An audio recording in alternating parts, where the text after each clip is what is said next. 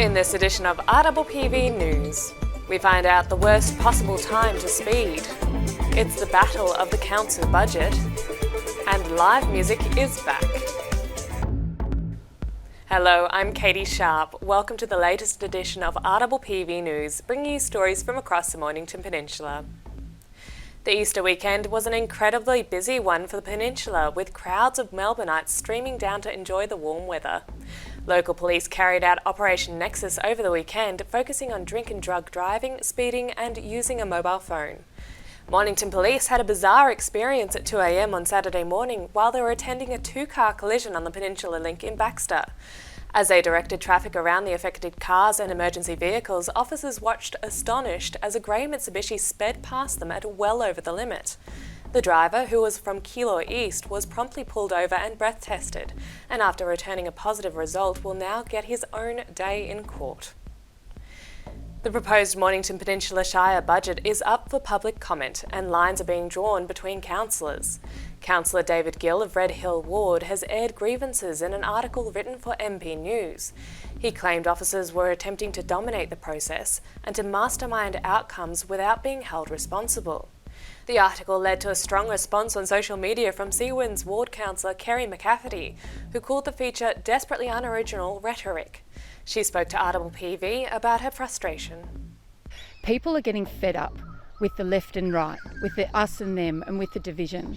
You know, we're at a political stalemate, and I think I just want to call that for what it is, that it's incredibly unproductive to continue to behave in this way that we've seen for so long in politics, which has really disrupted the public's trust in our political system.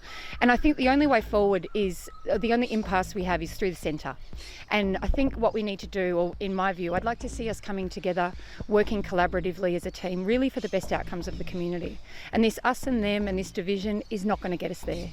The idea of having 11 councillors is that we all bring different views and opinions to the table. That's how we accurately represent the demographics or the cross-section of the community.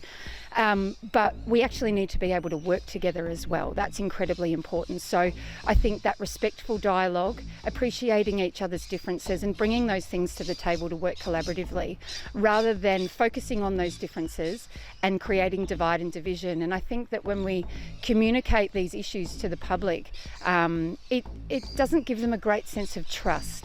They feel that we're infighting or something like that, which isn't necessarily the case. It's just what's being projected. It's not healthy, it's not helpful, and most of it actually isn't true. The skills that each person brings is so valuable, and the communication around the table is typically really, really healthy, really robust, and respectful, and I really am very keen to see so much more of that. The Chill Out and Look About initiative visited Frankston High School last week to talk about road safety.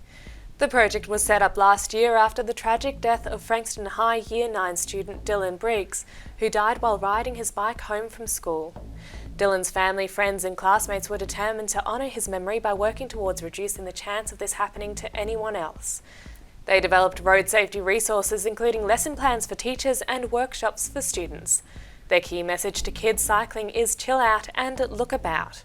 If you'd like the team to visit your school, you can get in touch with them through their website, where you can also support the initiative with a donation. A new grant is being launched to reduce the amount of single-use plastic on the peninsula. Mornington Peninsula Shire has committed to sending zero waste to landfill by 2030. They want people to shake the habit of plastic cups, cutlery and straws, and are already phasing out the use of single-use plastics in Shire offices, halls, sporting facilities, events and on Shire-managed land. Now they're helping community groups and sporting clubs to do the same by offering grants of $1,000 to $5,000. The money can be used to buy bamboo cutlery and reusable bottles, containers, crockery and coffee cups for your club. The only requirement is that your organisation is based at a public facility, building or space. The Rise went off with a bang last weekend as people emerged from their cocoons to attend the first big post-lockdown festival. The Peninsula Music and Food Truck Festival hosted some of the biggest names in Australian music and had some big surprises. James Rain thrilled the crowd when he joined Daryl Braithwaite on stage, while Kate Sobrano, the Black Sorrows and the Bad Loves got everyone grooving. Local acts included Oscar Proy and Heidi Louise, while singer Hassel from Geelong stepped up to do a spontaneous gig that brought the house down. John Shaw from the RPPV Scrambled Eggs Breakfast Show was the host with the most and streamed some fun post-performance interviews back to the RPPV studios. A great weekend for both locals and performers after a gigless year. And next Saturday, Frankston Foreshore will be a sea of vinyl. The Melbourne Record Club is hosting a pop-up record fair with thousands of titles covering almost all genres. Search for hidden gems to add to your collection while listening to music from vinyl DJs all day. Entry is free and good tunes are guaranteed. And now we go to David Robertson with the Bendigo Bank Market Update. The economic recovery has accelerated here and overseas. So, can the Reserve Bank really keep interest rates this low for 3 more years? Our thoughts on the outlook with 1 quarter of 2021 behind us.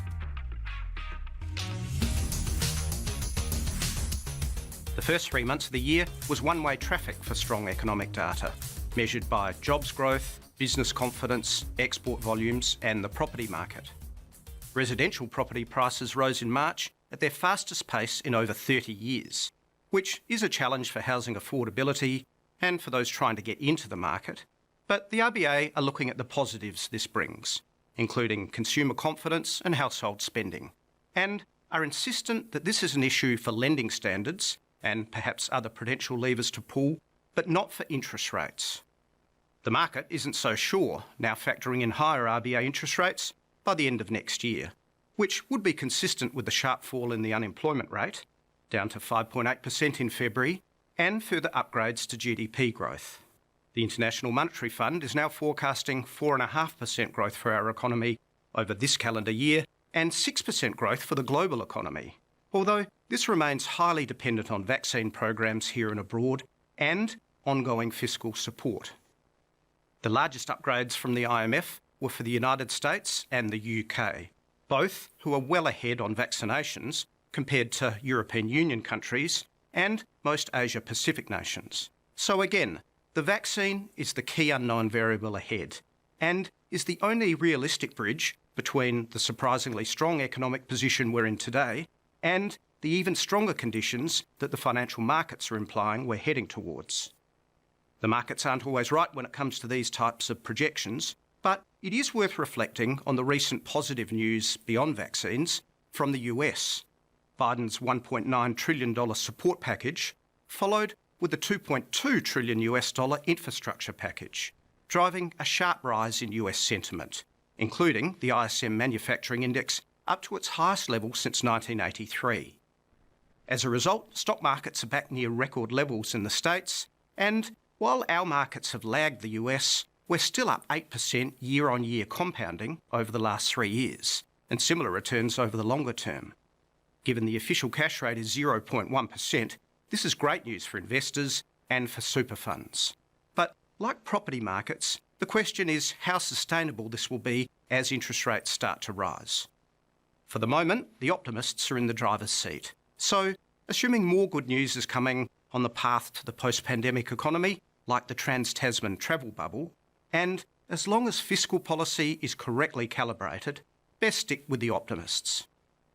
Next month's federal budget will give us more news on the fiscal front, which does need to keep doing most of the heavy lifting to avoid an over-reliance on rock-bottom interest rates.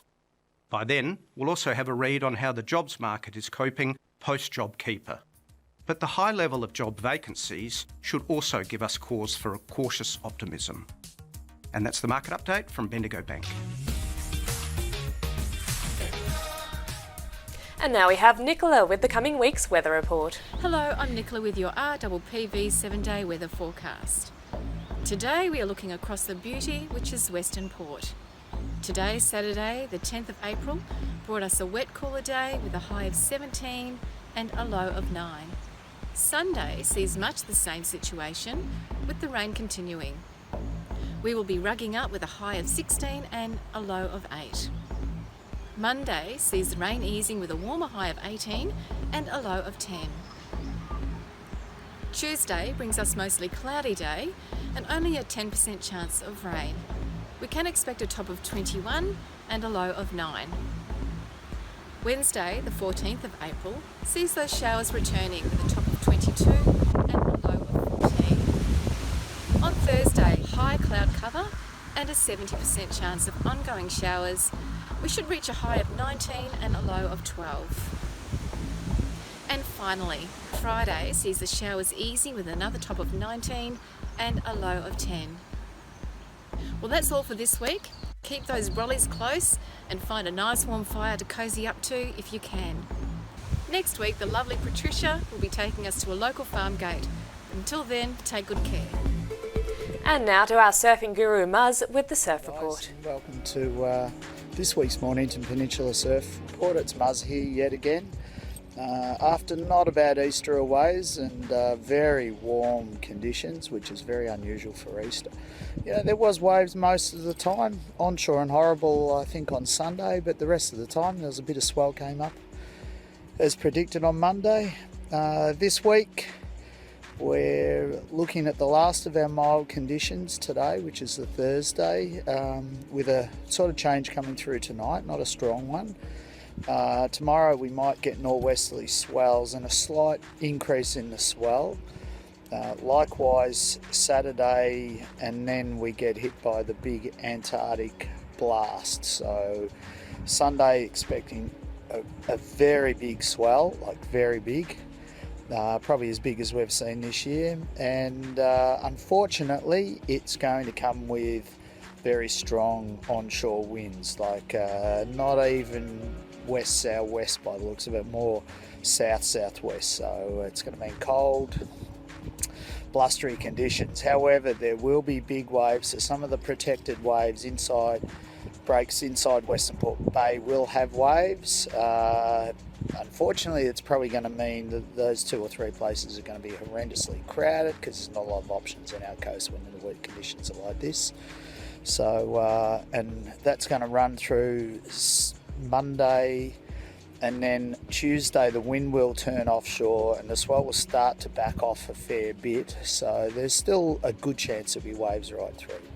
So get ready to bust out the steamers. It's going to get fairly chilly. Be looking to update your booties and all that stuff pretty soon. So hopefully get in the water. Hopefully it's better than the forecast says, and I may see you in the water. And that's all from our team here at RPPV News, serving the community with stories that matter to you. Keep watching and do tell your friends. Bringing you the news from coast to coast across the Mornington Peninsula, I'm Catie Sharp. See you for the next edition.